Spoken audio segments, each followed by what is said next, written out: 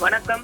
நாடாளுமன்றத்தில் இன்று ஒரு முக்கிய மசோதாவானது தற்பொழுது அறிமுகப்படுத்தப்பட்டிருக்கிறது. தொகுதி மறுவரை குறித்த அந்த மசோதாவானது தற்பொழுது அறிமுகப்படுத்தப்பட்டு விவாதத்திற்கு எடுத்துக் கொள்ளப்பட்டிருக்கிறது. ஆரம்ப நிலையிலேயே இந்த மசோதாவை யாரெல்லாம் ஆதரிக்கிறீர்கள் என்றும் யாரெல்லாம் எதிர்க்கிறீர்கள் என்றும் கேட்கப்பட்டது. அதற்கு பெரும்பாலானோர் இல்லை என்று பதில் சொன்னனர். இருந்தாலுமே கூட ஆம் என்று எடுத்துக் கொள்ளப்பட்டு தற்பொழுது மசோதா எடுத்துக் கொள்ளப்பட்டது. அதன் பிறகு குரல் வாக்கெடுப்பு நடத்தப்பட்டது. இதில் 207 பேர் ஆதரவுடன் தொகுதி மறுவரை மசோதா மக்களவையில் அறிமுகப்படுத்தப்பட்டது. ஒரு முக்கியத்துவம் வாய்ந்த முக்கிய மசோதா என்றுதான் சொல்ல வேண்டும். ஏனெடுத்தால் தொகுதிகள் மறுசீரமைக்கப்பட இருக்கிறது. இந்தியா முழுவதும் 543 தொகுதிகள் இருக்கக்கூடிய நிலையில் இது 850 தொகுதிகள் வரை உயரலாம் என எதிர்பார்க்கப்படுகிறது.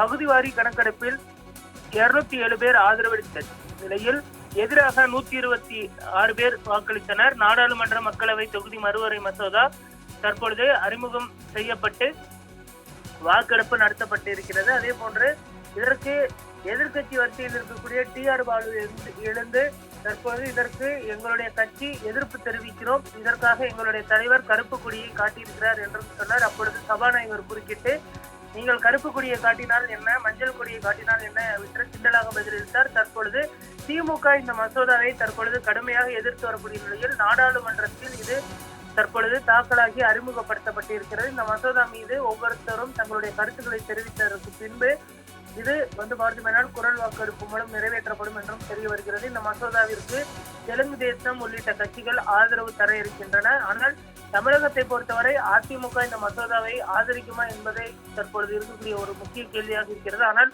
திமுக மற்றும் கூட்டணி கட்சிகள் கடுமையாக எதிர்ப்பு தெரிவித்து வருகின்றனர். பகுதிவாரி வாக்கெடுப்புக்கு எதிர்கட்சி வலியுறுத்த நிலையில் சபாநாயகர் தற்பொழுது அதற்கு அனுமதி அளித்திருக்கிறார்.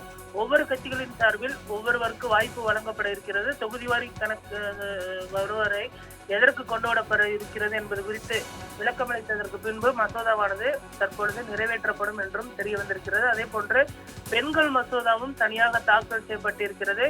நாடாளுமன்றத்தில் 33% பிரதிநிதித்துவம் அளிக்கக்கூடிய வகையில் இந்த மசோதாவும் தாக்கல் செய்யப்பட்டிருக்கிறது. இந்த 2 முக்கியத்துவம் வாய்ந்த மசோதாக்கள் இன்று மற்றும் நாளைக்குள் வாதம் மற்றும் பிரதிவாதத்திற்கு பின்பு நாளைய தினம் நிறைவேற்றப்படும் என்றும் தெரிய வந்திருக்கிறது.